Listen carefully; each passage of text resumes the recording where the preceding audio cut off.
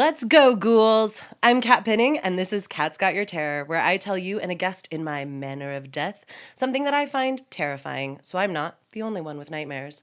My guest in the manor this week is a returning season 1 favorite, host of the Love Her Wild podcast, TikTok's Mrs. Happily Ever After. However, right now, she's on her way to Mama Happily Ever After. It's Brooke Carver! Hello!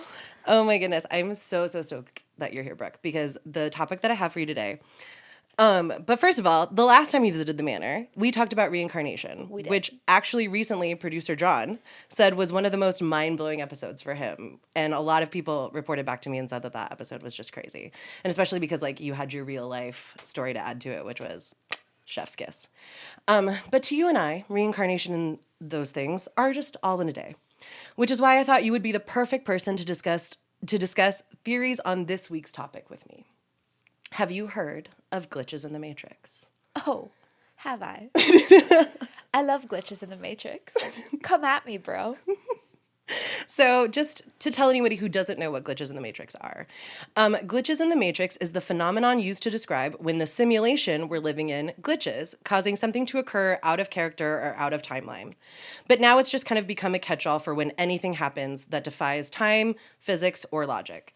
It's become a popular subreddit thread with people sharing their experiences or glitches, a few of which I'm going to be sharing with you today. I picked a couple posts that I feel kind of give you a sample of what are considered glitches in the Matrix, and I'm dying to hear your theories. So the first one that I'm going to start with honestly gave me chills when I read it, and I, again, cannot wait to hear what you think happened here, but it's titled, "My Wife and I Saw Our 5-Year-Old Daughter, but Older." And it's by Reddit user 1-2_34. This happened a few months ago, in early January. My wife and I were in the kitchen prepping lunch and chatting. Our 5-year-old daughter was in the living room watching TV. No one else in the house.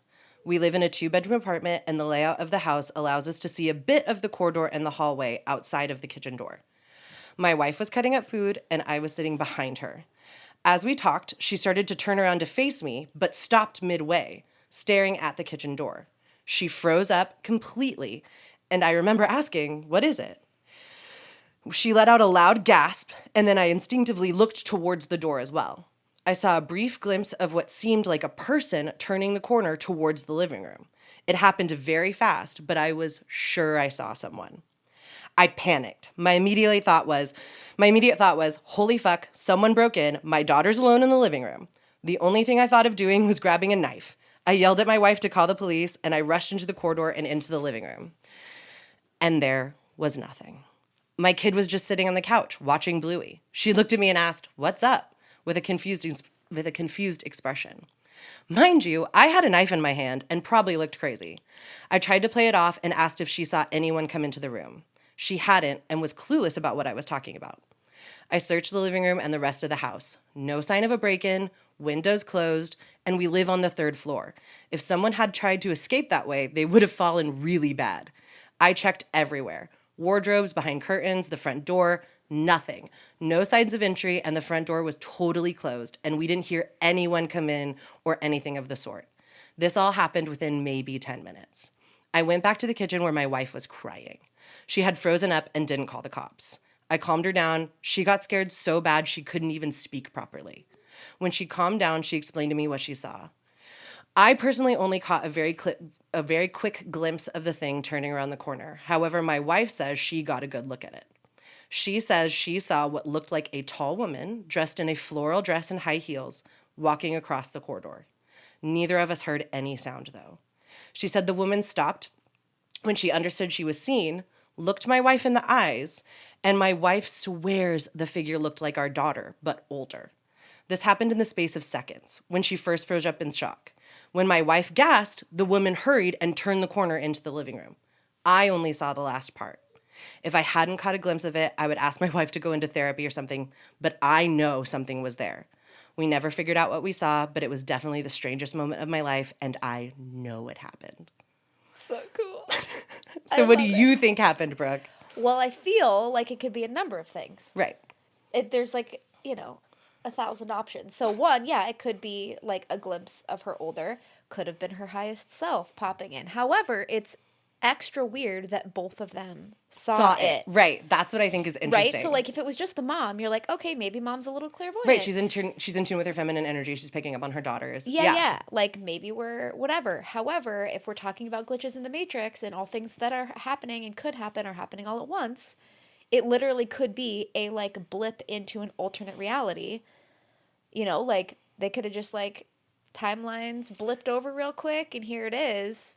Because I'm also a big advocate of time does not work the way that we think it does. Oh, it does not. Yeah. It does not work the way that we think it does. It is not linear. No. It is not. Yeah, exactly. So, like, I did, like, a mean trip on mushrooms once and got a whole different perspective on time that blew my shit apart, which could be this, right? Like, right. Yeah, it's just kind of, I don't know, like, maybe the wheels just happened to turn in such a way that, like, they got just a quick glimpse into... It's like a peek behind the curtain. You're like, oopsie, and then it just closes again, and then it just it's fades. gone. Yeah. Ugh.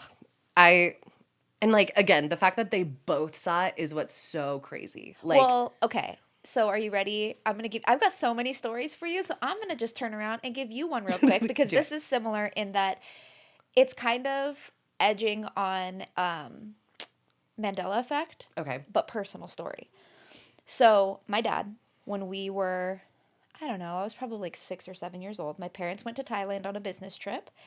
And my dad's an artist. He's like this crazy savant. So he got this custom suit made it was all black with one striped arm, black and white stripes. And like one black arm, one black and white striped arm, very Jack Skellington, like. Also, that just sounds so Scotty. It's so my dad. And like, if you know my dad, he would do the asymmetrical thing because symmetry is not his. Yeah. He can't do as symmetry. an artist. Yeah. Yes, he is 100% the guy, one arm. So he's worn it in weddings. He was the ring bearer in a friend's wedding with that jacket on. So many people in our lives throughout years have had this. Like the wedding he was in as a ring bearer was 10 years ago. I'm an adult at this point. All the things. Well, my dad called me, I don't know, last year, and he goes, Brookie, you know my suit that I got done in Thailand? And I was like, yeah, the striped one with the one sleeve. And he goes, yeah, with the one sleeve? And I was like, yeah, with the one sleeve. And he goes, I just took it out of the closet. It's got 2 striped sleeves. No. Yes. And he was losing his shit. He was like, tell me I'm not, like, what was it? And I was like, it was one striped sleeve. And so we called our friends that he was in their wedding, and they were like, one striped sleeve. Like, and if you know my dad, if you know anything, there's no way. There isn't a chance on the planet that my dad would have made 2 straight. He is asymmetry all the way to the grave. There's just no way. And like every memory I have of it since I was 6 years old that's what made it cool. So we called multiple people, and everyone was like, yeah, the one striped sleeve. And any picture we can find, it's 2.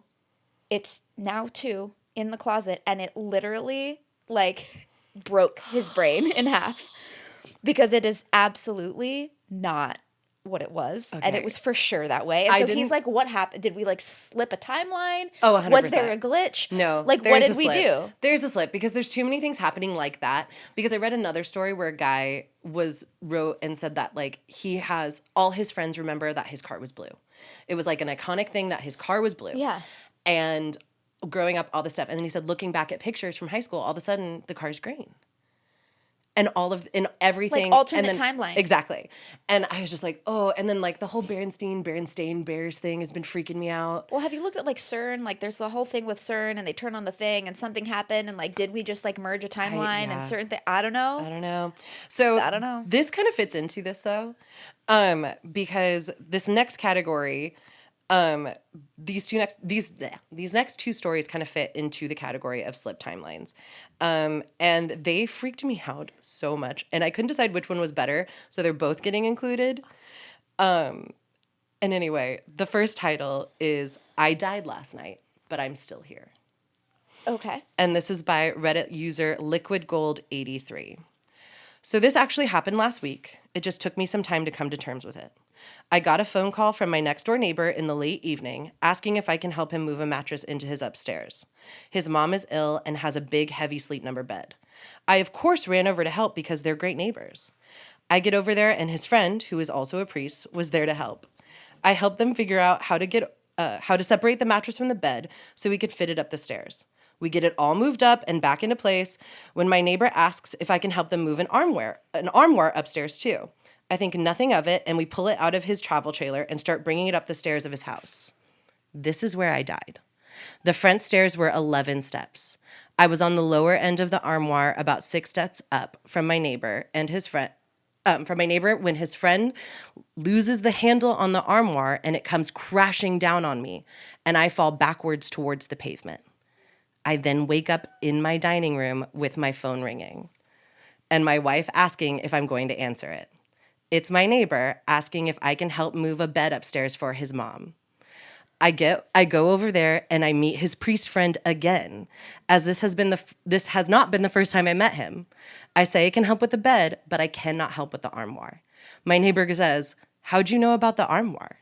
I then proceeded to tell them I'm pretty sure I just died. I spent the next hour talking with the priest. He had so many questions. My neighbor didn't believe it until I described the upstairs bedroom in perfect detail, down to the metal mattress frame on the floor and the intricate headboard leaning against the wall. I had never been upstairs to their house before. The priest asked me what I saw after I died. I told him I never actually died. Before it happened, I woke up at my dining room table. TBH, to me, that just seems like an old-fashioned premonition. Yeah, like yeah. he saw his death before it occurred. Yes. And was able to stop it. 100%. This still gives me chills. I know, but just like, I think the whole experiencing something and having it be so real, only to then jump back. Immediately. Like, I feel like I've had some times in my life where, like, all of a sudden I'm in a place like, holy shit, I dreamed this. But it's always, like, months or years later. It's never immediately. Like, that second the phone's ringing again and you just get to, like... And it's not like some sort of weird dream where he, like, woke up the next morning and was like, oh, that was a crazy dream. Because, like, premonition dreams are also a thing. 100%. But, like, no, he literally, like, experienced it. And the next thing he knows, he's back at his dining room table and the phone is ringing. Which is nuts. That's so, I mean, equal parts so cool and so freaky. And, like, then what do you say to your wife? She's going to think you're a nut job. Right. I wouldn't think you were a nut job. I mean, most people would even telling these people, like, okay, I can help you with the bed, but I can't help you with the armoire. And them being like, I didn't ask, but what? Like, how do you know about the armoire? Yeah, there's... And also, like, that would be another thing, too, where it'd be like, I mean, I don't own an armoire. Like, how'd you even know there was an armoire? 100%. Yeah. And then they're creeped out. Yeah, exactly. Ugh. Oh. Okay, so this next one, though, is similar, but seems much more like an actual timeline shift. Okay. And I'll explain why. And this post is titled, I Think I Died in Early July, by Reddit user Nestle13. Do you guys know the whole theory about how when people die in one timeline, they shift into another? I think that may have happened to me. Back in early July of this year, my family and I were going on a road trip to Montana to visit our grandparents. Prior to the trip, I had a horrible, horrible feeling about going. I kept having flashes of car accidents in my head, and I was sure that we were going to get in one if we left. It was so strange, because I have this pretty severe anxiety disorder, but this didn't feel like my anxiety at all. I've never had anxiety about road trips. I love them. So we left Saturday of that week. I had told my parents I had a bad feeling about driving up there, but they dismissed me as being anxious, but I had never felt so certain about something in my life. Getting into that car felt like signing my death sentence.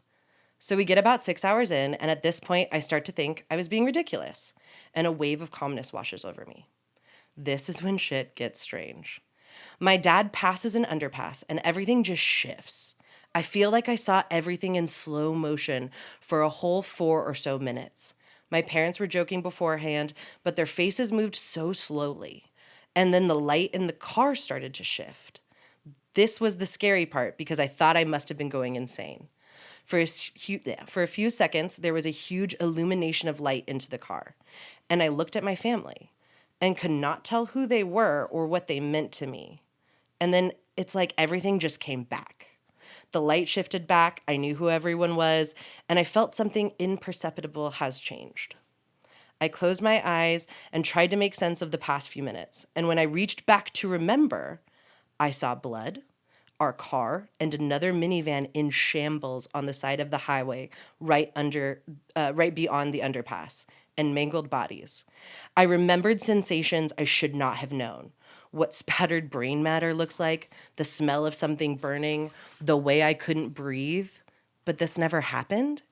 Yet I remember that the car in front of us had switched lanes even though there was a truck in front of us. I realized at the last second and it hit us with a lateral impact. I have no history of psychosis. I have never been in any sort of car accident. This wasn't PTSD. I have never had anxiety over being in a car of any sort or way prior to this. And maybe I could have just brushed it off, but I still think about it when I'm driving in my own car. And it's made me a more cautious driver. I don't know what happened. It was just a weird situation. And I remember having the distinct feeling in that moment that I had died in some sense. I'm not a spiritually sensitive person by any means. I am a scientist at heart. But this truly was something I cannot explain. And I fully accept that I might be reading too much into this. And for some reason, I imagined an event that never happened. But I thought I would share anyway. Okay. So I have two theories. Theory 1, timeline shift. Theory 2, there's a thing of thought. Jesus. Can we just blame pregnancy on everything? Baby brain. So there is a belief system that says, I don't even know if I adhere to this belief system, but there is a whole string of people that believe that it is possible for partway through one's life, one soul to exit the body, but it's not that body's time to stop existing yet, so just another soul takes its place halfway through a lifetime. Whoa.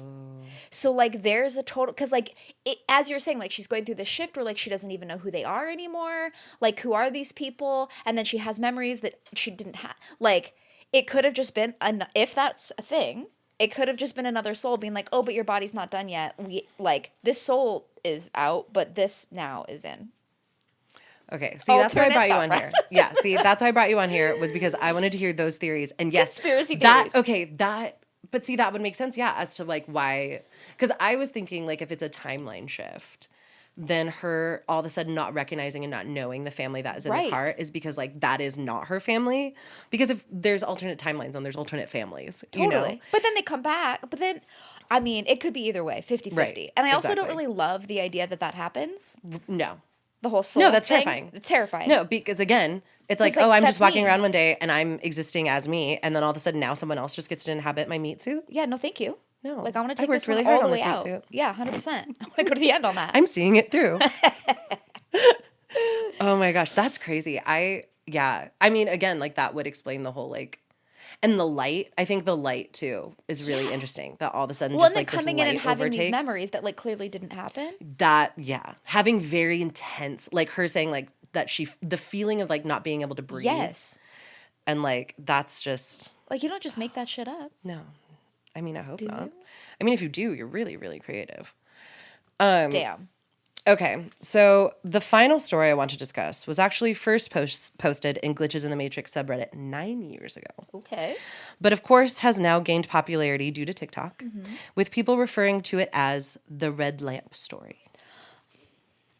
But the original post was titled A Parallel Life Awoken by a Lamp by an unknown Reddit user. I think you're about to tell me my worst nightmare. Go ahead. Yep. Go ahead. And this story was not was not my introduction into Glitches in the Matrix, but it's one that has stayed with me and made me want to create this episode specifically because I knew I had to tell this story. You picked the right girl for this. Oh, I know I God. did. Okay. And full disclosure, I'm going to tell this story out of order from the original post, just so there's a bit of a reveal at the end. All right. And since I know you know why I did this. I do know. I'm so sorry for all of you listening. Keep Yeah, listening, everyone but it's going to buckle ruin your in. life. Oh, okay. All right. It starts. My last semester at a certain college, I met a wonderful young lady. She made my heart skip and my face red. I pursued her for months and dispatched a few jerk boyfriends before I finally won her over.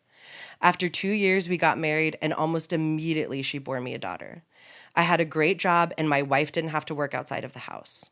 When my daughter was 2, my wife bore me a son. My son was the joy of my life. I would walk into his room every morning before I left for work and doted on him and my daughter.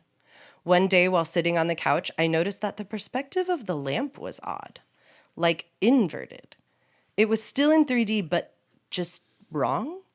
It was a square lamp base, red with gold trim on 4 legs and a white square shade.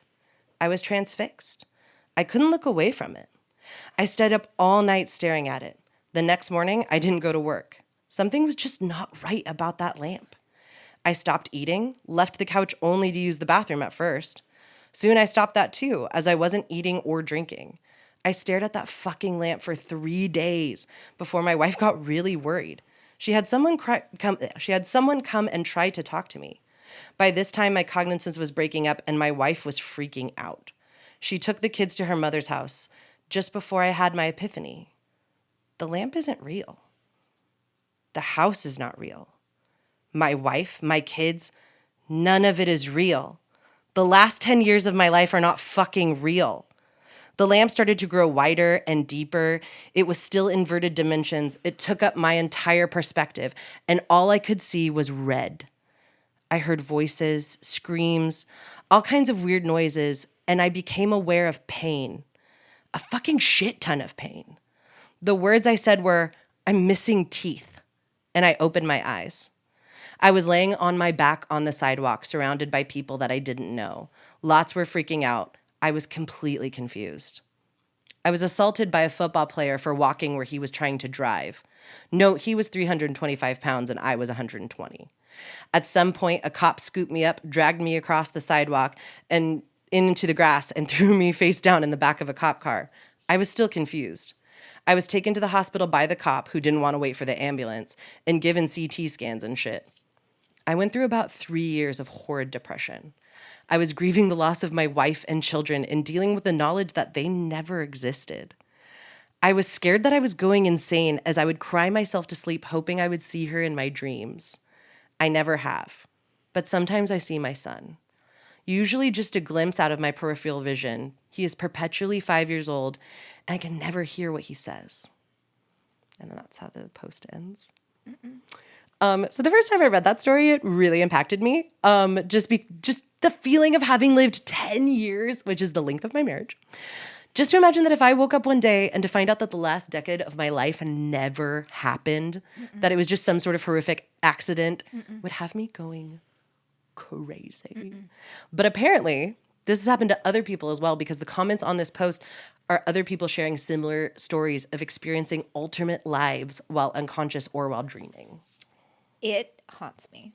Like, I think about it at least once a month. It's something that drives me wild. So not only has it happened to people while dreaming or unconscious, but also people that like trip on DMT, which is like a 10-minute trip apparently. Oh my gosh. Because of these stories, would never and will never and could never. And people go live whole lives in 10 minutes, which is, again, the whole time makes no sense and nothing's real. Right, exactly. And then they wake up and it's all gone. Or they're like right back. It's like the scarier ones are where like they're in that moment and they go on to live the whole life in that moment. And then they wake up from the trip and then they're back 10, 15, 20 years back to that moment again. And you're like, what? I would go crazy. I would absolutely lose my mind. No, yeah. It's like, terrifying to me. And what's so sad is like, yeah, he had a whole family. He had a wife, he had children, and like now they're just not real. You want to know what's really unhinged? Jonathan is completely unbothered by it. He's like, okay, so you just get over it. And I was like, no, you wouldn't. You wouldn't. How would you do that? I wouldn't. Okay, psychopath. I couldn't. And he was like, yeah, you'd have to just wake up and then just like live a different life. And I'm like, oh my God, you're crazy. Nope. Absolutely Okay, no. how many souls have you been, Jonathan? Yeah, right. 100%. Seems like you're really comfortable. Although I with do just have shifting timelines. I do have a timeline shift story for you about Jonathan. Please do. Okay. Tell It's me. so stupid. It's so stupid. But this was definitely a moment where I was like, we just shifted timelines. We're not in the same timeline at all. Because I would bet my entire house, my mortgage, my both of my dogs' lives on this. Like, I am with so much certainty. So it's dumb. But this is what happens, is something so small shifts and you're like, I'm not in the same place that I was. So me and Jonathan, like beginning part of our relationship, we always walk the island with the dogs every night. Me and my husband live on a boat. So we walk the island with the dogs every night and we had this like stupid, you know how you like banter and you have like stupid little things that you'll do for a time. So we would just like banter back and forth. And at some point I would say, like, he always says shouldn't and couldn't instead of shouldn't and couldn't. And so he would say, I shouldn't, wouldn't, and I would say couldn't, whatever. And he would say shon't, won't, which aren't words. And it would bother me. Like, it was annoying to me. I was like, "Shon't," like, that he'd always, like, end it. Like, we would, like, banter back and forth, and he would end it with that. And I was like, those aren't words. And he's like, whatever. And it was, like, this stupid thing that we would do back and forth all the time. Like, 4 times a week for months, okay? And then it just, like, faded off, and it wasn't a thing. And then, like, a month later, we're going down, and he says something, and I did it as a joke, and was like, "Shon't, won't." And he was like, "What are you saying?" And I was like, "What do you mean, what am I saying?" And he's like, "What are you even doing? That's not a word." And I was like, "No, no, no, no, no, no. That's what I say." And he was like, "What?" And I was like, "You said this for months." And he was like, "No, I didn't." And I'm my like, gosh. "Yes, you did." And he was like, "This is the first time I've ever had this conversation." And I was like, No. "Oh my God." Like, literally, I was like, "No, no, it's not like something we did once. It's something we did hundreds of times over the course of months, like not that long ago." And he was like, "No, this was no." And when I tell you I had an existential crisis in that moment, I was like, I'm in a different timeline. I'm somewhere else, clearly. I'm with you.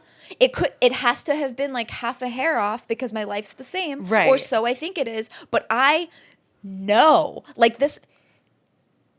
What? That is What? crazy. And he has nothing.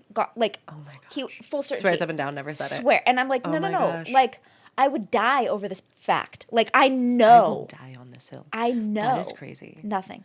See, That shit drives me wild.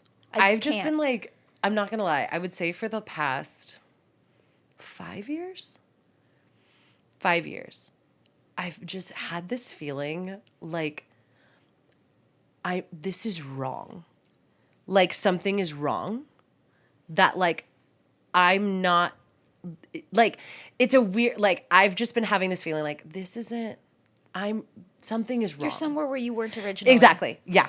I'm in a different place now. It's the more you think about it, the more you drive yourself wild. No, so you have to 100%. stop. I was also on the boat like 6 months ago. It's a small boat. There's not a lot of places for things to go. And I'm in the kitchen and I'm doing dishes. And somehow I'm like, you know, like shit happens. Like somehow something happens and it like flicks the sponge and the sponge flies up in the air and disappeared. No. Swear Okay. to God. There's a lot of I'm stories of like that going around. Literally everywhere. I am looking. This boat is 300 square feet. The kitchen is like the size of this couch. There's nowhere for this fucking sponge to go. How far could a sponge flip? It wasn't a diamond. It wasn't a freaking speck of pepper. A wet, soapy sponge, gone. Thin air. I called my dad and I was like, I don't know what to do. I've looked everywhere. There's no sponge. Sponge is gone. I have to get a new sponge. I'm halfway through dishes. It's flipped up into the air and it's gone.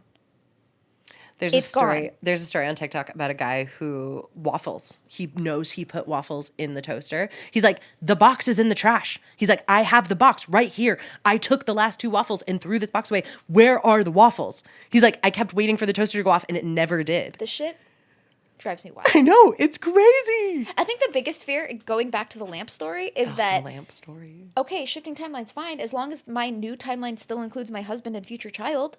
Right. What the fuck? Oh my God. I know. It's so stressful. I'm sorry. I just ruined your life.